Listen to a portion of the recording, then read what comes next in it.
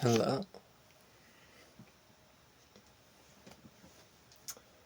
Rune 1. Birth of Vainamoinen.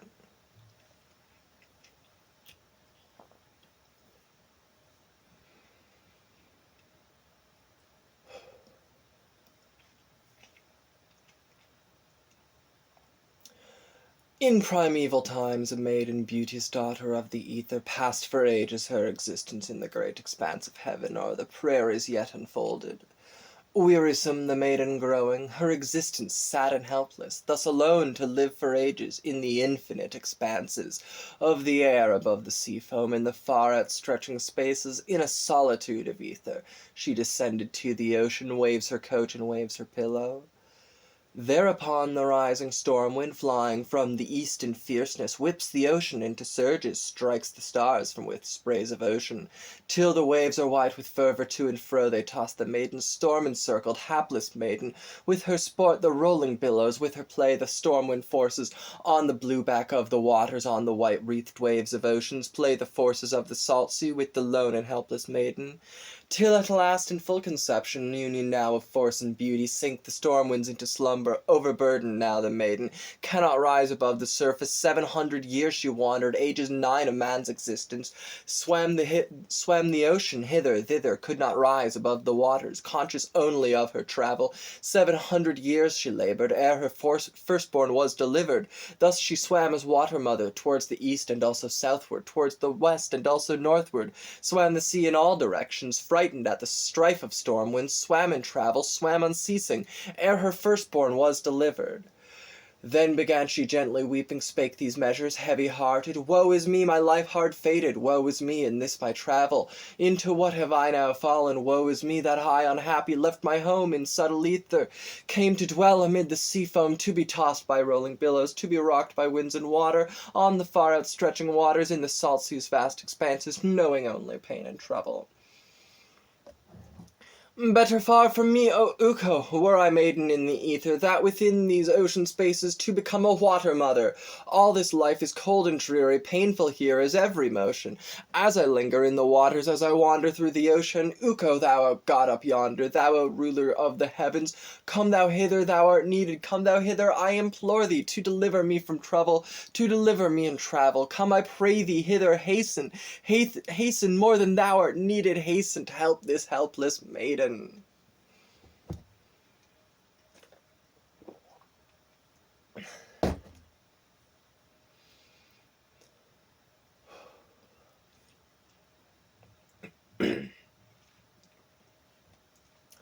When she ceased her supplications, scarce a moment onward passes, ere a beauteous duck descending hastens toward the water mother, comes flying hither thither, seeks herself a place for nesting, flies she eastward, flies she westward, circles northward, circles southward, cannot find a grassy hillock, nor the smallest bit of verdure, cannot find a spot protected, cannot find a place befitting, where to make her nest in safety. Flying slowly, looking around her, she descries no place for resting, thinking loud and long debating, and her words are such as follow: Build I in the winds my dwelling, on the floods my place of nesting, surely would the winds destroy it, far away the waves would wash it. Then the daughter of the ether, now the hapless water mother, raised her shoulders out of ocean, raised her knees above the ocean, that the duck might build her dwelling, build her nesting place in safety. Thereupon the duck in beauty, flying slowly, looking around her, spies the shoulders of the maiden, sees the knees of ether's daughter, now the hapless water mother, thinks them to be grassy hillocks on the blue back of the ocean. Thence she flies, and hovers slowly, lightly on the knee she settles, finds a nesting place befitting, where to lay her eggs in safety. Here she builds her humble dwelling, lays her eggs within at pleasure. 6 the golden eggs she lays there, then a 7th egg of iron, sits upon her eggs to hatch them, quickly warms them on the kneecap of the hapless water mother. Hatches one day, then a second, then a third day, sits and hatches. Warmer grows the water round her, warmer is her bed in ocean, while her knee with fire is kindled, and her shoulders too are burning. Fire in every vein is coursing. Quick the maiden moves her shoulders, shakes her members in succession, shakes the nest from its foundation, and the eggs fall into ocean, dash in pieces on the bottom of the deep and boundless waters. In the sand they do not perish, not the pieces in the ocean, but transformed in wondrous beauty. All the fragments come together, forming pieces two in number, one the upper, one the lower, equal to the one the other. From one half the egg, the lower, grows the nether vault of Terra. From the upper half remaining grows the upper vault of heaven. From the white part come the moonbeams, from the yellow part the sunshine, from the motley part the starlight, from the dark part grows the cloudage, and the days speed onward swiftly, quickly do the years fly over, from the shining of the new moon, from the lighting of the full sun. Apologies. From the shining of the new sun, from the lighting of the new moon. Full moon. Well, I've gone and fucked it all up now.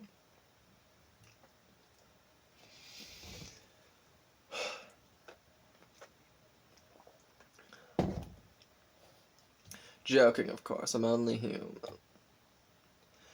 Still the daughter of the ether swims the sea as water mother, with the floods outstretched before her, and behind her sky and ocean.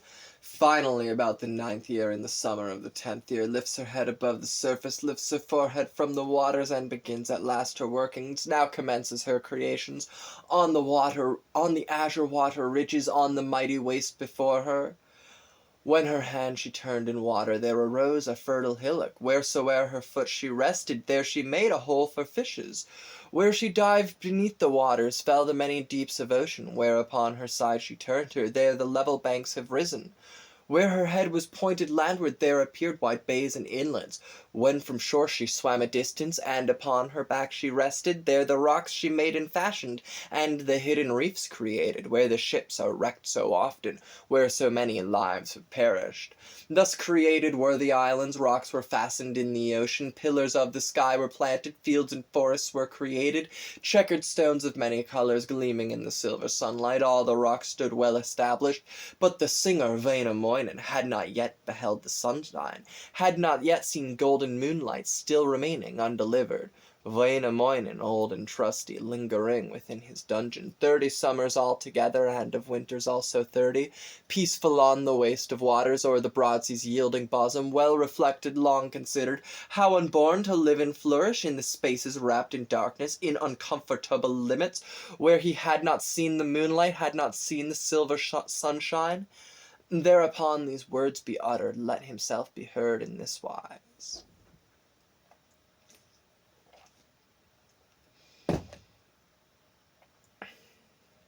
Take, O moon, I pray thee, make me. Take me, thou, O sun, above me. Take me, thou, O bear of heaven, from this dark and dreary prison, from these unbefitting portals, from this narrow place of resting, from this dark and gloomy dwelling, hence to wander from the ocean, hence to walk upon the islands, on the dry land walk and wander, like an ancient hero wander, walk in open air and breathe it, thus to see the moon at evening, thus to see the silver sunlight, thus to see the barren heaven, that the stars I may consider.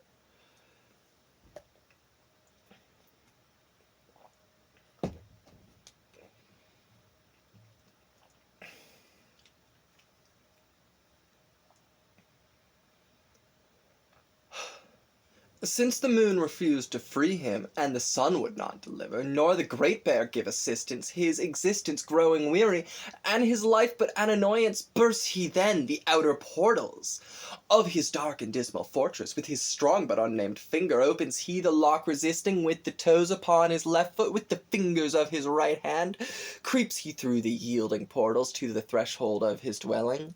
On his knees across the threshold, throws himself head foremost forward, plunges into deeps of ocean, plunges hither, plunges thither, turning with his hands the water. Swims he northward, swims he southward, swims he eastward, swims he westward, studying his new surroundings. Thus our hero reached the water, rested 5 years on the ocean, 6 long years, and even 7 years, till the autumn of the 8th year, where at last he leaves the waters, stops upon a promontory, on a coast bereft of verdure. On his knees he leaves the ocean. On the land he plants his right foot, on the solid ground his left foot quickly turns, his hands around him, stands erect to see the sunshine, stands to see the golden moonlight, that he may behold the great bear, that he may the stars consider. Thus our hero Vainamoinen, thus the wonderful enchanter, was delivered from his mother Ilmatar, the Ether's daughter. End Rune 1, Birth of Vainamoinen.